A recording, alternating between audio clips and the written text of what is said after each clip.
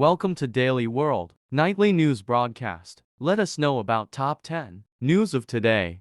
A powerful earthquake that hit Japan on New Year's Day killed at least 48 people, with rescue teams struggling in freezing temperatures on Tuesday to reach isolated areas where many people are feared trapped under toppled buildings. In Suzu, a coastal town of just over 5,000 households near the quake's epicenter, 90% of houses may have been destroyed, according to its mayor Masahiro Izumiya. The situation is catastrophic, he said. The quake with a preliminary magnitude of 7.6 struck on Monday afternoon, prompting people in western coastal areas to flee to higher ground as tsunami waves swept cars and houses into the water. South Korea's opposition party leader Lee Jae-myung is recovering in hospital after being stabbed in the neck during a visit to the southern port city of Busan. A 67-year-old man attacked Lee, 59, with an 18-centimeters knife bought online, police said. Photographs from the scene showed that the assailant appeared to be wearing a paper crown with Lee's name on it. He approached Lee asking for an autograph, then suddenly lunged forward and attacked him, news reports said. The assailant was quickly subdued and arrested at the scene. Photographs released by Yonhap showed Lee lying on the ground with his eyes closed and people around him pressing a handkerchief against the side of his neck.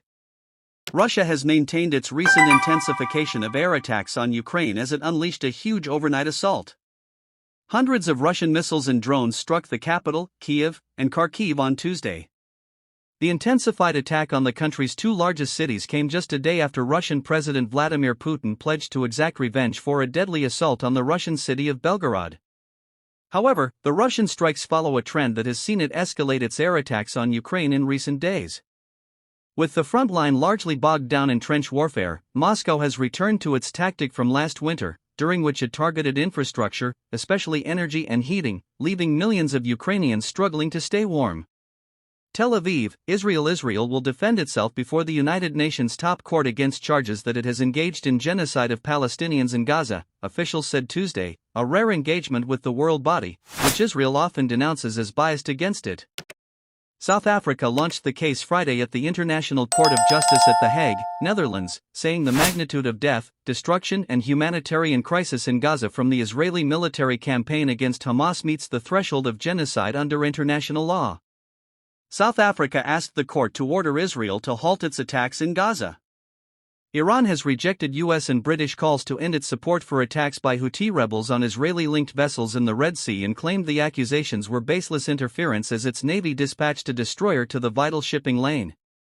The Alborz destroyer, operating as a military vessel of the 94th Flotilla of the Iranian Navy, crossed the Bab el-Mandeb Strait and entered the Red Sea on Monday.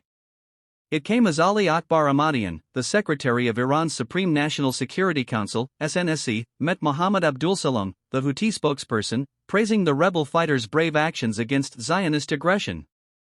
5 people were killed when a Japan Airlines plane carrying hundreds of passengers collided with an earthquake relief aircraft and burst into flames on landing at Tokyo's Haneda Airport on Tuesday.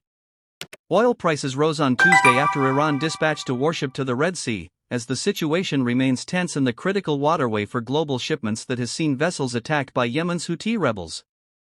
The West Texas Intermediate contract for February rose 3 cents, or 0.04%, to trade at $71.68 a barrel on Tuesday. The Brent contract for March added 22 cents, or 0.34%, to trade at $77.30.